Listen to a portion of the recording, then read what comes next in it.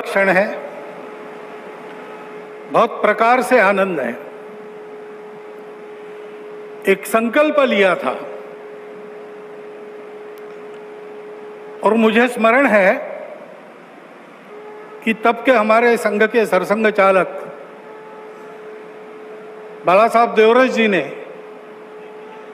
ये बात हमको कदम आगे बढ़ाने के पहले याद दिलाई थी कि बहुत लग के 20-30 साल काम करना पड़ेगा, तब कभी ये काम होगा। और 20-30 साल हमने किया। 30वें साल के प्रारंभ में हमको संकल्प पूर्ति का आनंद मिल रहा है।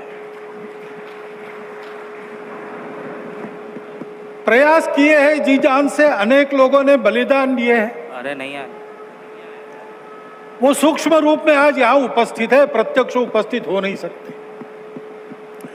ऐसे भी है जो है लेकिन यहां आ नहीं सकते।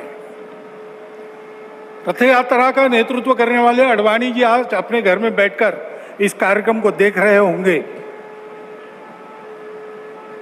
कितने ही लोग हैं कि जो आ भी सकते हैं लेकिन बुलाए नहीं जा सकते, परिस्थिति ऐसी है। लेकिन वो भी अपनी अपनी जगह, पूरे देश में देख रहा हूं आनंद की लहर है। सदियों की आस पूरी होने की आनंद है। लेकिन सबसे बड़ा आनंद है भारत को आत्मनिर्भर बनाने के लिए जिस आत्मविश्वास की आवश्यकता थी और जिस आत्मभान की आवश्यकता थी, उसका सगुण साकार अधिष्ठान बनने का शुभारंभ आज हो रहा है। वो अधिष्ठान है आध्यात्मिक दृष्टि का। सिया राममय सब जग जानी। सारे जगत में अपने को और अपने में सारे जगत को देखने की भारत की दृष्टि, जिसके कारण उसके प्रत्येक व्यक्ति का व्यवहार आज भी विश्व में सबसे अधिक सज्जनता का व्यवहार होता है। और उस देश का सामूहिक व्यवहार सबके साथ वसुधैव कुटुंबकम का होता है।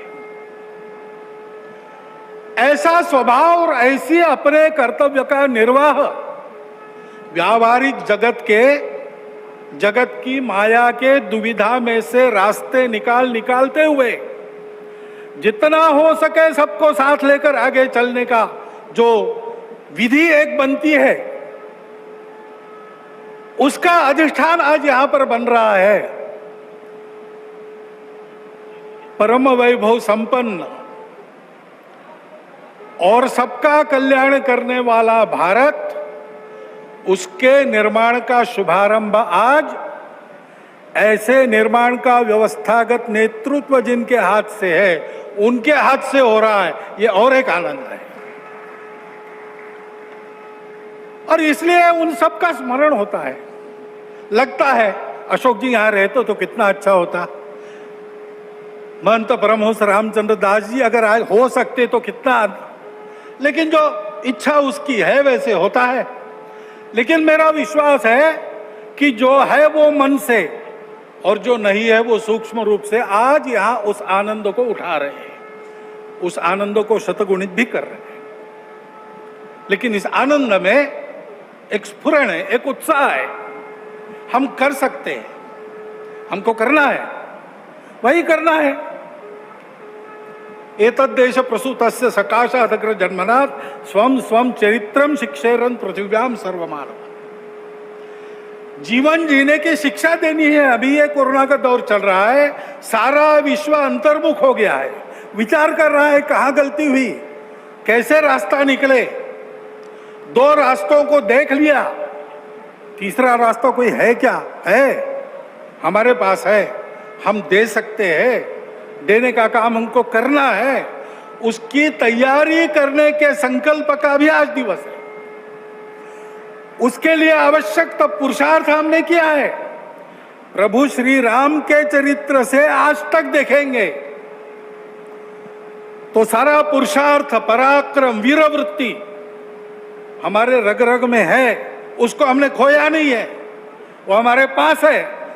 हम शुरू करें, हो जाएगा। इस प्रकार का विश्वास, इस प्रकार का स्फुरण, प्रेरणा आज हमको इस दिन से मिलती है, सारे भारतवासियों को मिलती है। कोई भी अपवाद नहीं, क्योंकि सब राम के हैं और सब में राम।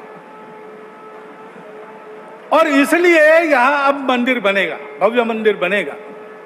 सारी प्रक्रिया शुरू हो गई, दाई तो बांटे गए हैं, जिनका जो काम है वो करेंगे।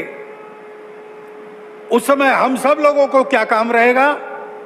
हम सब लोगों को अपने मन की अयोध्या को सजाना संवारना है। इस भव्य कार्य के लिए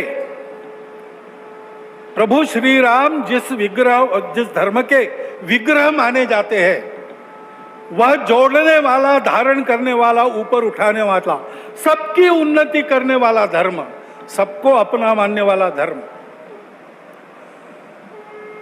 उसकी ध्वजा को अपने कंधे पर लेकर संपूर्ण विश्व को सुख शांति देने वाला भारत हम खड़ा कर सके, इसलिए हमको अपने मन की अयोध्या बनाना है।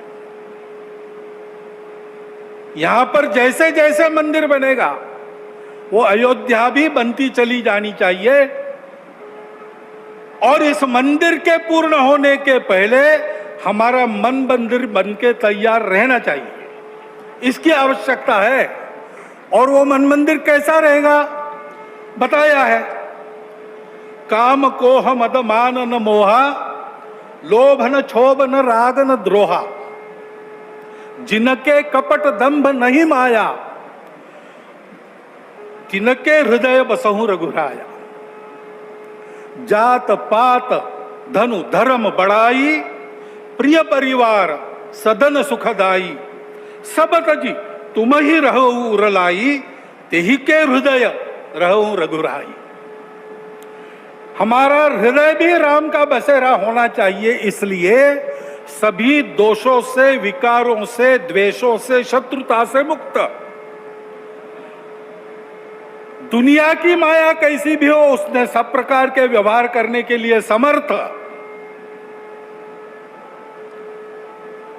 और हृदय से सब प्रकार के भेदों को तिलांजलि देकर केवल अपने देशवासी ही क्या, संपूर्ण जगत को अपनाने की क्षमता रखने वाला इस देश का व्यक्ति और इस देश का समाज, ये गढ़ने का काम है। उस गढ़ने के काम का एक सगुण साकार प्रतीक जो सदैव प्रेरणा देता रहेगा, वो यहाँ खड़ा होने वाला है। भव्य राम मंदिर बनाने का काम भारतवर्ष के लाखों मंदिरों में और एक मंदिर बनाने का काम नहीं है। उन सारे मंदिरों में मूर्तियों का जो आशय है, उस आशय का पुनर्प्रगटीकरण और उसका पुनर्स्थापन करने का शुभारंभ आज यहाँ बहुत ही समर्थ हाथों से हुआ है। इस मंगल अवसर पर, इस सब आनंद में मैं आप सबका अभिनंदन करता हूं। और जो मेरे मन में इस समय विचार आए, उसको आपके चिंतन के लिए आपके सामने रखता हुआ आपसे विदा लेता हूं। बहुत बहुत धन्यवाद।